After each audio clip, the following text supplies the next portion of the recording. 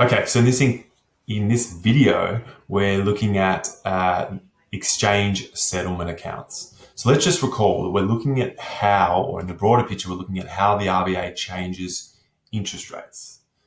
And we'll just stop there before we get into exchange settlement accounts. Remember that an interest rate is really just reward for saving and the cost of borrowing. Now, interest rates, we've been talking a lot about in economics already, but there's lots of different interest rates. And the interest rates are what households and businesses pay when they borrow or when they save, or what they're rewarded with when they save. There's a number of different interest rates in the economy, depending on the risk of the borrower or where you save your money. So we see interest rates all over the economy. Now, the RBA wants to control all these interest rates, and they can control all these interest rates. They have sort of like an anchor on these interest rates. And how does it do this? So remember that the RBA is a bank of all banks. So just like you or I have an account with CBA, the Commonwealth Bank, or ING, all banks have an account with the RBA. And all these banks have an account called an exchange settlement account. And we're going to see that it is exactly as the name suggests. It's for them to settle exchanges or transactions during the day. Now, I want you to imagine that you are with ANZ. So you have a bank account with the ANZ and you have some money in your bank and you want to purchase something from 7-Eleven. Remember, 7-Eleven's a business. They have to have an account for which you to transfer that money into. How does the money get from one bank to the other? Well, really, it's just a transfer in these exchange settlement accounts. And it's done at the RBA. So in this example, it's gone from ANZ to the CBA. Why is this important for interest rates? And that's really the question here.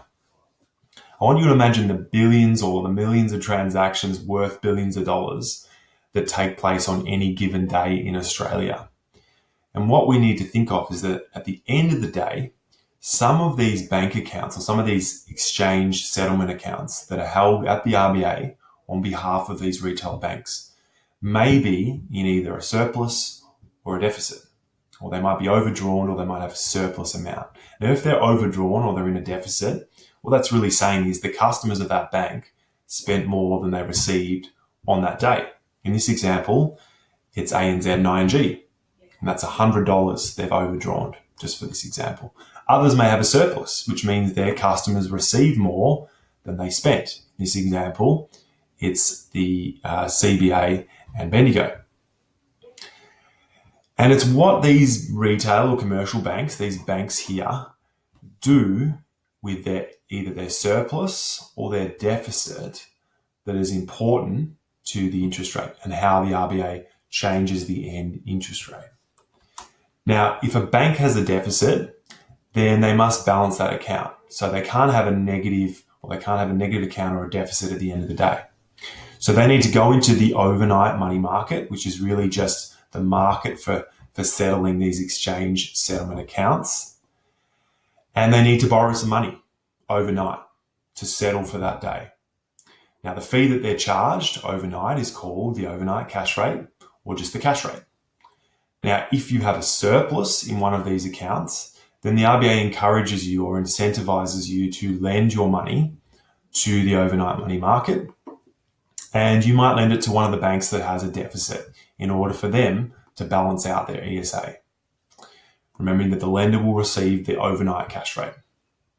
You can think of the overnight cash market, or the market in which we borrow overnight, as just sort of like a cost of production for retail banks. Okay, so remember that when there's a change in the cost of production, either up or down, it's passed on to the end consumer. In this instance, the overnight cash rate are passed on in the form of an interest rate. So the banks pass on changes in the cash rate to the end consumer, the household and businesses. So I hope you're kind of thinking now, well, okay, if the cash rate is the anchor, or the cash rate determines the end interest rate for businesses and households, then the RBA can manipulate that cash rate and therefore manipulate the end interest rate and manipulate aggregate demand. So on a day-to-day basis, they do ensure that the cash rate stays in their target corridor, which you may read about the corridor, or at their cash rate, currently 0.25. And so what they're doing is ensuring that the banks continue to pass on their target cash rate in the form of an interest rate to households and businesses. And we'll see in the other videos that the way that they do this is by determining or influencing the liquidity in this market, or in other words, the supply of money in this overnight money market. All right, so we went a little bit off topic, a little bit wonky there into ESAs, but the examiner's not going to ask you directly about these, but it may just be of interest in helping you understand what happens in overnight money markets and open market operations, which is how the RBA manipulates the interest rate. All right, bye for now.